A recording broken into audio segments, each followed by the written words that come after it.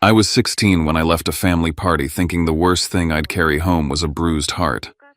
Then a storm swallowed the highway, and a semi turned my car into scrap metal. In the trauma bay, the doctor said I had minutes, not hours, and they needed my mom's consent to cut me open and save my life. So a nurse put her on FaceTime. My mom answered from a spa with my little sister right beside her, and she didn't even stand up. She just sighed and said, "If it dies, let me know." I don't have time for paperwork. I went under anyway. 18 days later, I woke up with a tube in my throat, metal in my mouth, and one line on the chart at the end of my bed that didn't make sense. New legal guardian. And the name under it wasn't hers. But before I tell you who stepped in when my own mother walked away, I need to know you're here with me. Comment hi or tell me where you're watching from. Sometimes just knowing someone is listening keeps you from falling apart all over again. And if you've ever been the one nobody chose, hit subscribe and stay with me, because this isn't just a crash story, it's a story about who saved me when I was already being erased. My name is Jet Marlowe. And now, let me tell you everything. People think kids who grow up in Montecito don't bleed the same way. Big houses, private schools, a car at 16. But no one ever asks what it's like to eat dinner with people who talk about you like you're not there. I was 16 when I realized I wasn't really in the family photo anymore. Not metaphorically, literally. My name is Jet Marlowe. And this is where it started. We were sitting at the dinner table in a house that looked like it belonged in a luxury home spread. Polished floors, crystal glassware. Grant at the head of the table, my mother Marisol across from him, and Brinley to my right, scrolling through her phone and filming everything for her Instagram stories. I sat at the end, the unused corner spot, like some prop someone forgot to remove. We were having salmon, my least favorite, plated perfectly like it had to pass a photo test before it passed my lips. Marisol talked about her upcoming spa weekend in Ojai and a charity auction she was organizing for coastal cleanup. Grant interjected about his newest architectural bid, some eco-luxe mansion in Big Sur. Brinley giggled, twisting her hair and laughing about how one of her posts hit 12K likes in an hour. No one asked me anything. I wasn't part of the conversation. I was a placeholder in a family tableau. Then it hit harder. Marisol picked up a call on speaker. It was another parent from Brinley's school. "Oh yes," she said with that fake warm tone she always used for people she needed something from. "Grant and I are doing great. Brinley's thriving. And the older one's still here for now." She didn't say my name. Not even once. The older one. Like I was some phase she hadn't grown out of yet. After dinner, I retreated to my room, which wasn't upstairs like Brinley's with the ocean view, but in the wing near the laundry room next to the utility closet. When we moved in, they told me it was temporary. It had been over a year. I went looking for an old charger, ended up pulling open a storage cabinet and found a shoebox of family photos. Except I wasn't in them. Photo after photo. Marisol in heels on a vineyard tour. Grant smiling beside her. Brinley in dresses with balloons and cakes and matching mommy-daughter spa robes. There was one of me cropped awkwardly at the edge of a Thanksgiving picture, only half my face visible. Another one labeled family vacation. Maui didn't have me at all. There was also a manila envelope marked confidential, health insurance. It had my name on it. I didn't open it. I don't know why. Maybe because some part of me already knew I wouldn't like what I'd find.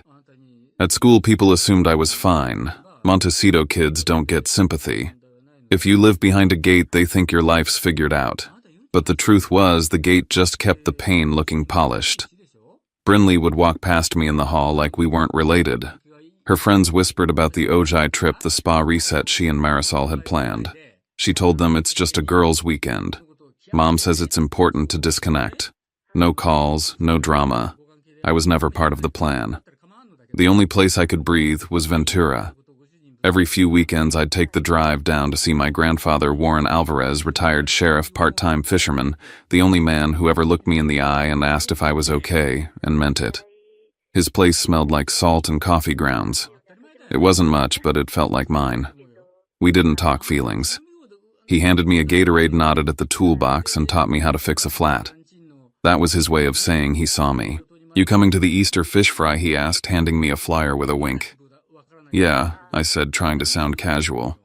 I'll be there early to help out. On the drive back, Marisol's text came through. Don't complicate this week for me. I'm busy. She didn't ask if I was okay. She never did. I stared at the message, a strange cold settling in my chest.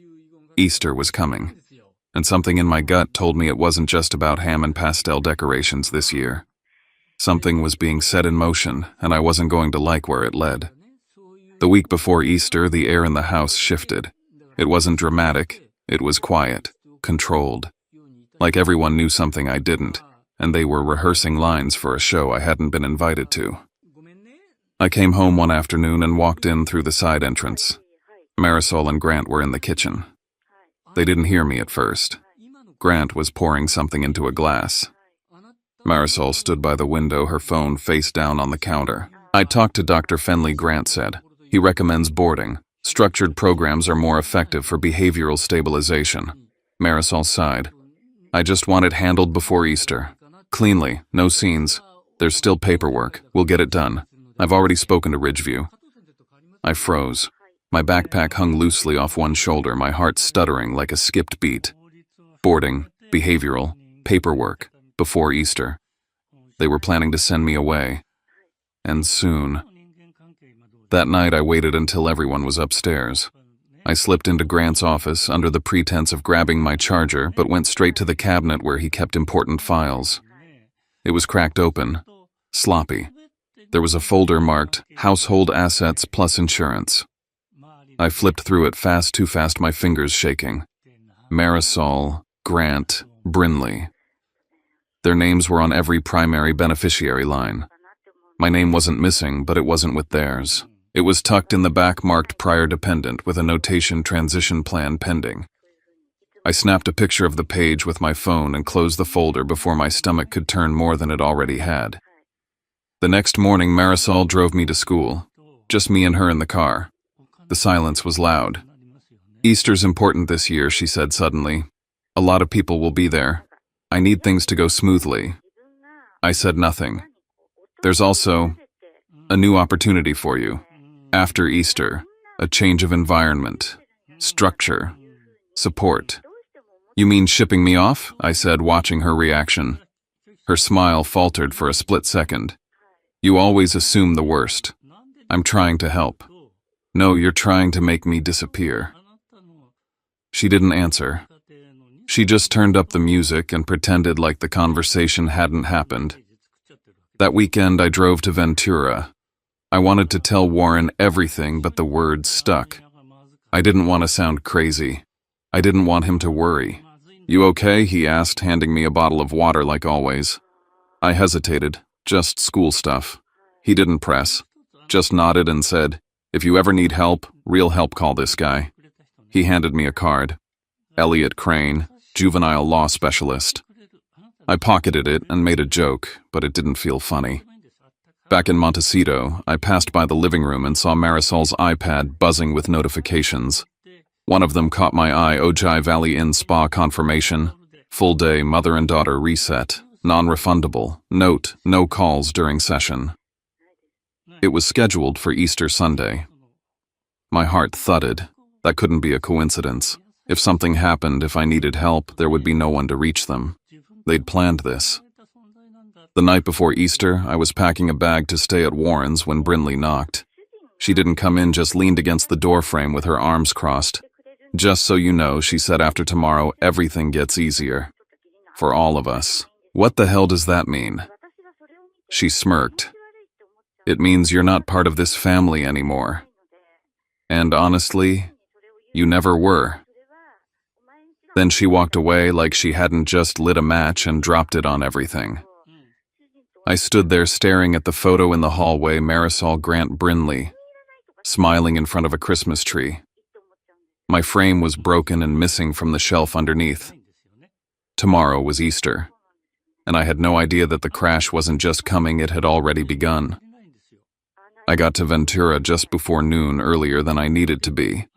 The backyard still smelled like sea salt and old charcoal from last summer, and Warren was already out there pulling folding chairs from the shed. I helped him set up the long table and string the lights, trying to pretend like this was just another cookout. Just another Easter. Here he said, handing me a neatly folded shirt, light blue. Wear this today. Looks good on you. It wasn't new, not exactly. It was one of Dad's old shirts, my real dad, the one Warren had cleaned and pressed and saved. I ran my fingers along the collar, unsure what to say. Thanks, I murmured, and he just nodded like he always did when he gave something that meant more than he let on. By 2 o'clock, the backyard was full. Cousins, uncles, aunts I didn't really know, but who still hugged me too long and asked too many questions. There were deviled eggs, corn on the cob. Someone brought tri-tip from that place off the 33. It felt real, safe. For once, I wasn't background noise. Then came the perfect storm. Marisol arrived like she was being photographed. Flawless white dress, not a wrinkle out of place. Grant parked the Tesla right by the curb like he owned the block. Brinley got out last recording on her phone, twirling in the sunlight. They didn't bring a dish, didn't bring drinks. They brought presents. That was enough for them. Marisol air-kissed an aunt she hadn't seen since Christmas and made a loud compliment about the centerpieces. Grant started talking business with one of my cousins like he'd rehearsed the pitch. Brinley just kept filming. I walked over to say hi, and Marisol turned to a family friend. "This is Jet," she said. "Not my son, just the name." Then she smiled and turned away before I could even respond. I backed off, grabbed a bottle of water, and headed toward the side of the house. I needed a minute. That's when I heard her. Marisol's voice was soft but unmistakable. "Yes, just confirming tomorrow. Full day. Yes, just the two of us. No interruptions, no calls, no paperwork. It's our detox day." She laughed, this smooth, pleased sound. "It's been a long time coming. Just mother and daughter. Real quiet." I froze. Brinley's voice chimed in from behind her. "Finally. No boys. No drama. Just us." My stomach dropped. It wasn't the words, it was how easily they said them. How easily I'd been erased from what family meant to them. I don't know how long I stood there before I walked back out into the yard. Warren caught me halfway across the lawn. "You okay?" I nodded too fast. "Just a headache." He didn't believe me, but he didn't push. I sank back into my chair and tried to eat something, but it all tasted like cardboard. Later, one of my mom's cousins pulled me aside near the grill. She was sipping iced tea and making small talk when she said it. "So I heard you're heading into something new after this."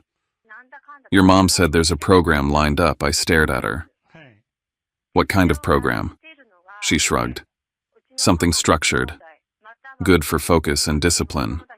She made it sound like a great opportunity. I walked away before I could say something I'd regret. By sundown, I'd had enough. The warmth was gone. The Ventura breeze didn't feel safe anymore. It just felt like the last thing I was allowed to keep. I told Warren I was heading out early. "You sure?" he asked. "Yeah, just tired." He handed me the keys to the old Civic I'd saved up for. "Drive safe. Roads'll get slick if that rain moves in. Text me when you're home." I nodded. "I will." Brinley passed me near the gate, all lip gloss and smugness. She leaned in just enough to whisper, "Mom's busy all day tomorrow. Whatever happens, don't call." I stared at her, stunned, but she didn't stop. Just kept walking like it was nothing. I slid into the car, turned the key. The smell of barbecue still clung to my clothes. I didn't look back as I pulled away. But the wind had picked up, and the sky was shifting. As I merged onto the highway, I kept thinking about Warren's voice. "Text me when you're home," and Brinley's voice. "Don't call." Two different orders. One meant protection, the other meant erasure. And I still hadn't decided who I was going to listen to. The rain hit faster than I expected. By the time I passed the first exit out of Ventura, the windshield was a blur of water and headlights. The wipers were on full speed, but they couldn't keep up. Everything looked smeared, like I was driving through a painting someone had cried on. I glanced at my phone in the console. I typed out a quick message to Warren, heading back. All good. Then I stared at it. What if he called? What if he heard something in my voice? I deleted the message and stuffed the phone into the glove box. I didn't want him to worry. I didn't want him to stop me. I told myself, just get home. Sleep it off. Act like today didn't happen. The road curved through a low stretch and water pooled in the dips. I slowed down. I wasn't being reckless. I remembered Warren's voice. Drive slow if it rains. I checked the speedometer just under the limit. That's when the headlights showed up in my rearview mirror. Bright, close, too close. A black SUV hugging my bumper. Their high beams flickered once, twice, like they wanted me to speed up. But I didn't. The SUV didn't pass. It stayed right there, inching closer, headlights bouncing inside my car like searchlights. I gripped the wheel tighter, heart thudding in my ears. Then I saw it. A decal on their windshield. Something like a school crest or private club. My stomach dropped. It looked familiar, one of those things Brinley always posted from. Some club her friends went to. I didn't have time to think about it. Up ahead, a semi-truck in the opposite lane hydroplaned. I watched it start to fishtail slow at first, then fast, too fast. Its trailer slid across the line like a knife. I swerved. Everything went white. Then sound exploded, metal glass, something tearing. I felt the seatbelt lock across my chest. The world spun. My arms went numb. My head cracked something hard. Then silence. And then noise again. Sirens. Someone yelling. A sharp light above me. A voice asking, "Kid, can you hear me? Stay with us." I couldn't speak. I tried. Nothing came out. My whole body felt like it was wrapped in wet cement. Hands pulled at my jacket. Someone was checking my pockets. My wallet was on the floor, open. My student ID. A folded business card, the one Warren gave me. I saw a paramedic pick it up, glance at it, then stuff it into my coat pocket like it didn't matter. But it did. They strapped me to a board, lifted me into the back of the ambulance. I could hear them talking. "Name Jet Marlowe," someone muttered. "No paperwork," says Wexler. "What? That's not what he said. That's what's in the system." Muffled voices. Then one of them, insurances flagged. "We need to check eligibility." Then a pause. "We don't have authorization." Family contact. Another pause. "Mother's unavailable. No calls allowed during spa treatment. Listed under Do Not Disturb. No other guardian listed." I tried to move, tried to speak. Nothing. The sirens got louder, the lights harsher. I heard the doctor as the doors swung open. "Get him in now. We're losing window time." I wanted to scream. I wanted to say I wasn't alone, that someone was waiting for me, that I mattered to someone. But all I could think about was the message I didn't send. Heading back. All good. It would have been a lie. But at least he'd know I tried. I don't remember being wheeled in. I don't remember the white light or the metallic clatter of gurney wheels over tile. What I remember is pain blooming inside me, like something alive clawing upward from my gut to my ribs before it all dissolved into nothing. Later they told me it was internal bleeding, a ruptured spleen, possible cerebral edema, contusions, broken ribs, a shattered collarbone. It sounded like a list someone might rattle off in a courtroom. Not injuries, but evidence. What I didn't know, what no one knew yet, was how much of the next hour would come down to a FaceTime call. The surgeon needed a signature. I was 16, unconscious, legally a minor. And the woman listed on the hospital records as my guardian was Marisol Wexler. A nurse named Karen dug into the system. She frowned as she clicked through the contact files, her eyes catching something off. "That's strange," she said quietly to a colleague. "No secondary emergency contact on file. Just her. No grandfather, no extended family." Another nurse helped her dig deeper into the record's back end. Buried under layers of form fields and quiet edits was Warren Alvarez, listed under other contacts not flagged for emergency communication. The implication was clear: someone had gone in and reordered the priorities. The one man who would have dropped everything to save me had been shoved to the bottom of the list. They had no choice. They tapped the number listed for Marisol. The screen lit up with golden light and soft music. It looked like a commercial. Marisol was reclined on a plush spa bed, white robe, head wrapped in a towel, some kind of facial mask half settled on her skin. Brinley was next to her, grinning like it was the best day of her life, phone in hand, already mid-selfie. Mrs. Wexler, the surgeon, said as calmly as possible, "Your son is in critical condition following a vehicle collision. He has internal bleeding and potential brain trauma. We need emergency authorization to proceed with surgery." Marisol blinked lazily. "Wait. Who jet?" the nurse clarified. She didn't even sit up, just waved one manicured hand. "If it dies, let me know. I don't have time for paperwork." I wish that line was fiction. It wasn't. Brinley snorted, held up her phone, and snapped a picture of the FaceTime screen, me unconscious, blood on my face tubes down my throat. She giggled like she'd just won a bet. The nurse froze her hand, trembling as she lowered the device. A third nurse in the background muttered, "Save the call log. Record everything." Another doctor stepped into view and tried again. "Mrs. Wexler, you understand this is a legal matter. He's a minor." Marisol exhaled, annoyed. "Fine, call his grandfather. Warren Alvarez. He'll sign whatever. I'm done here." Then she ended the call. That's when things moved fast. The ER team located Warren's name in the extended contact list and dialed. He picked up on the second ring. He didn't ask for details. He didn't ask what happened. The second he heard my name and the word critical, he was gone. Out the door through the storm keys in hand. He arrived at the hospital drenched from head to toe, shoulders squared like he was walking back into a war zone. "I'm Warren Alvarez," he told the front desk. "Where is he?" They took him straight to ICU. In a side hallway, they handed him the forms. Consent for surgery, emergency decision-making authority, financial responsibility should it come to that. He didn't hesitate, signed every page. Fast, neat, decisive. When he entered the prep room, I was already halfway sedated. Still, they gave him 30 seconds. He stepped to the edge of the bed, took my hand, and whispered, "I'm here, kid.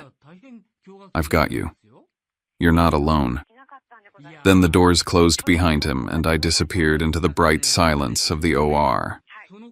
What no one knew, not the doctors, not even Warren, was that while they were working to keep me alive, Grant Wexler was already on the phone. Not to check on me, to his financial advisor. He wanted a note on the insurance file, no financial liability from his side. All medical authorization would fall to Marisol. No media contact, no signatures, no paper trail. Let Marisol carry the mess. Let the kid survive or not, just keep my name out of it. That's how they moved.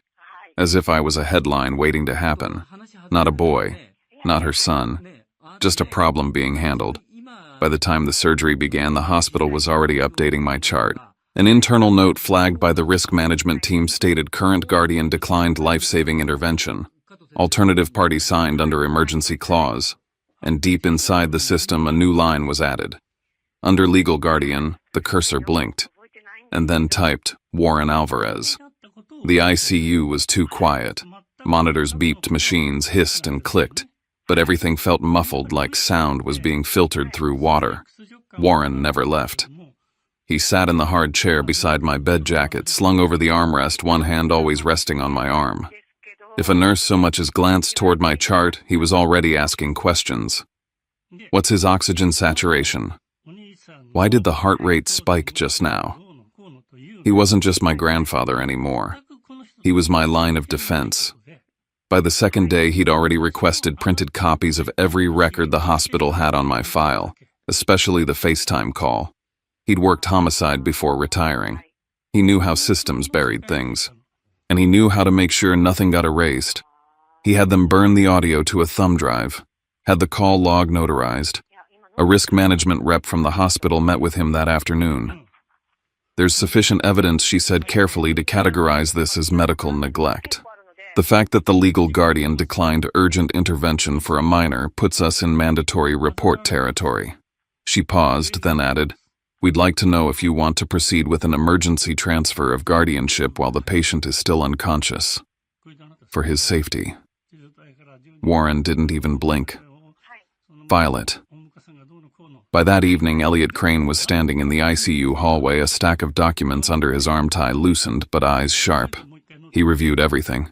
The call transcript, the nurse statements, the image of Brinley's smirking face over my broken body. "This won't stay quiet," he said. He wasn't wrong. By morning, a staff member told Warren that a version of Brinley's screenshot had already made its way through group chats at her school. Students were sharing it in whispers, captioned with things like, "Guess he finally crashed." Elliot didn't just see a bad joke, he saw a gift. "This is actionable," he said. "Defamation, emotional abuse, targeted harassment. It helps build the case that Montecito was not a safe environment, especially with a minor involved." Warren nodded. "Do whatever you need." The next day, Elliot got a call, not from Marisol, not from Grant, but from a law firm that smelled suspiciously like PR. They weren't asking for forgiveness. They were offering silence. "Settle this quietly," the man on the phone said. "Let's not make this messier than it already is." Elliot smiled like a wolf. "Put that in writing." By that afternoon, he was standing at the front gate of the Wexler estate in Montecito, with a court officer and an envelope. "Emergency guardianship petition, formal complaint, notice of pending medical expenses." The door opened. Marisol stood in a white sweater dress, face tight. "You can't be serious," she said. "I am," Elliot said. "Have a good evening." Behind her, Brinley burst into tears. "She's saying I posted it by accident," Warren later told the nurse. "Now it's my fault for being in the hospital." The court fast-tracked the hearing. Children, medical negligence, social fallout. Even the system couldn't ignore that. By day's end, Elliot had everything lined up. Witnesses, call logs. My new medical chart with Warren listed in bold at the top as primary decision-maker. I was still unconscious when the change was entered officially. Somewhere across town, Marisol sat in her curated living room staring at the court order that proved she'd lost something she didn't even try to keep. And in the ICU, Warren leaned forward, resting both hands on the bed rail. "I've got you, kid," he whispered. And this time the law backed him. The first thing I saw when I woke up wasn't a ceiling. It wasn't my grandfather's face or the blur of a nurse or even the blinding white of ICU lights. It was a clipboard. More specifically, a chart clipped to the edge of my hospital bed. At the bottom, in bold capital letters, a phrase I couldn't process fast enough: "New legal guardian." And right underneath that, a name: Warren Alvarez. My throat burned. My ribs hurt. Something was in my nose, my arms, and I was pretty sure I couldn't feel my left leg. But all of that was background noise to that single line. Something had changed drastically while I'd been unconscious. Someone had made a decision that saved my life. And it wasn't the woman who gave birth to me. "Hey," a hoarse voice said from beside me. I turned slowly. My grandfather sat in the stiff hospital chair, his elbows on his knees, hands clasped like he'd been praying or bargaining with something that didn't listen much. His eyes were bloodshot and rimmed in salt. "You're awake," he breathed, then pressed the call button for the nurse without taking his eyes off me. "You're safe now, Jet." I wanted to speak, but my lips barely moved. My voice cracked like wet paper. Still, I managed 2 words. "What happened?" He didn't sugarcoat it. He didn't baby me. Didn't pretend the truth would come later. "You were in a car accident on the 101 driving home from Ventura. It was bad. A semi jackknifed in the rain." He paused. "You almost didn't make it."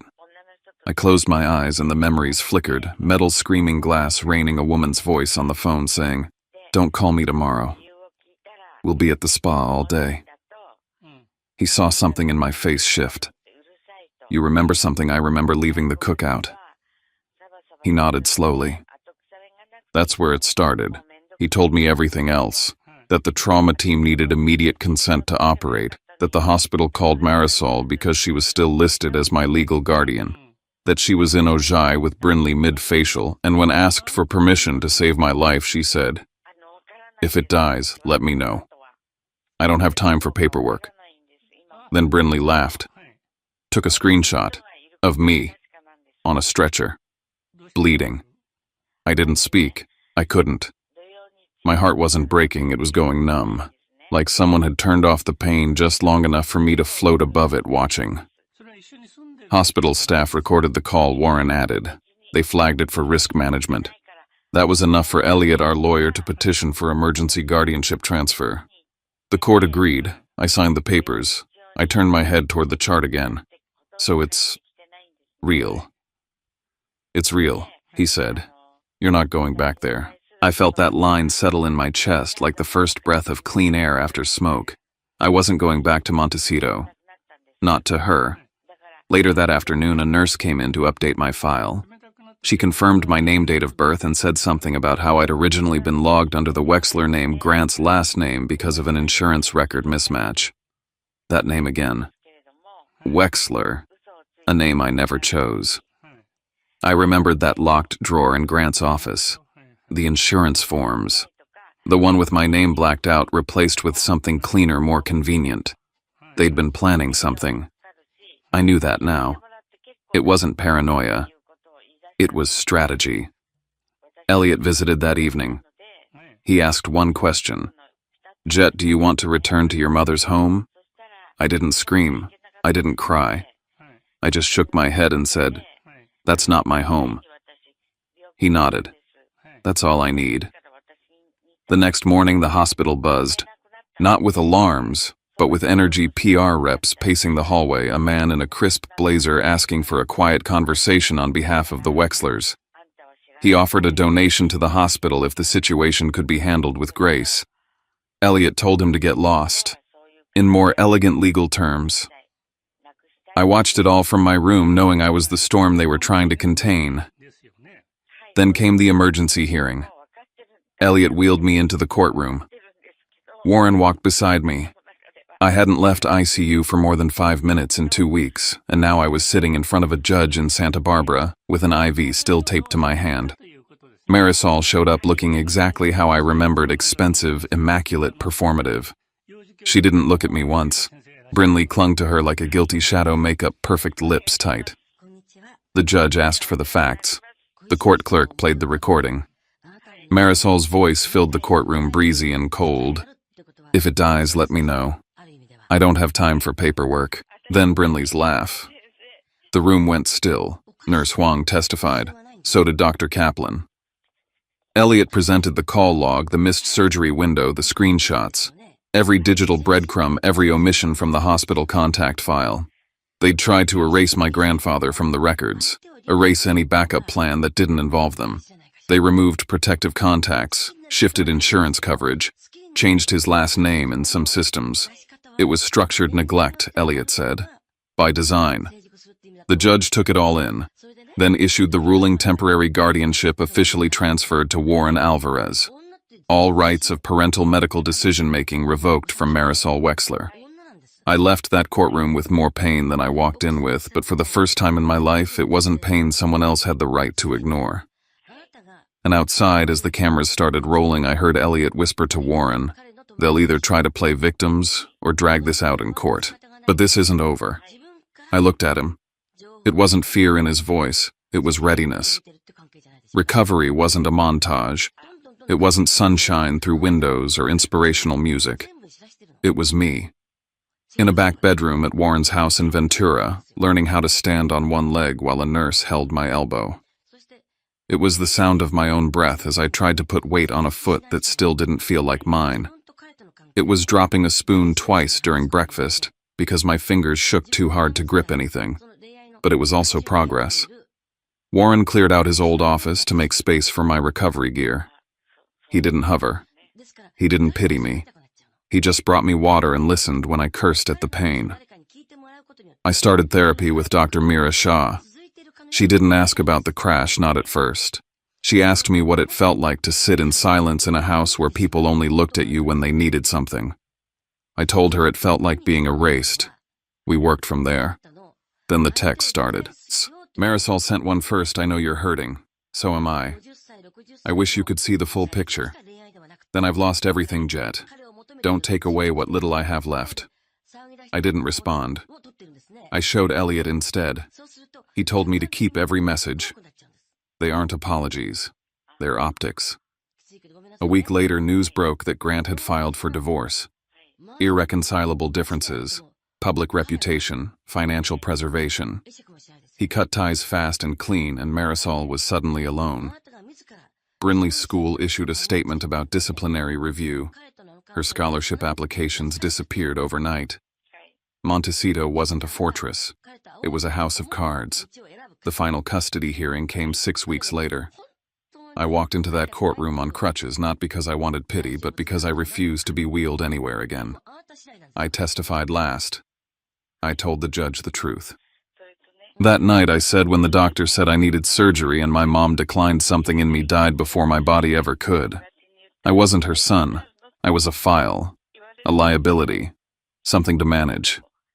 I looked at Marisol then. She was crying, or trying to. I'm not asking for money. I'm not even asking for an apology. I'm asking to be free, to stay where I'm safe. I looked at Warren. That's with him. The judge ruled quickly. Parental rights permanently terminated for Marisol Wexler. Full legal guardianship transferred to Warren Alvarez. The court authorized adoption proceedings.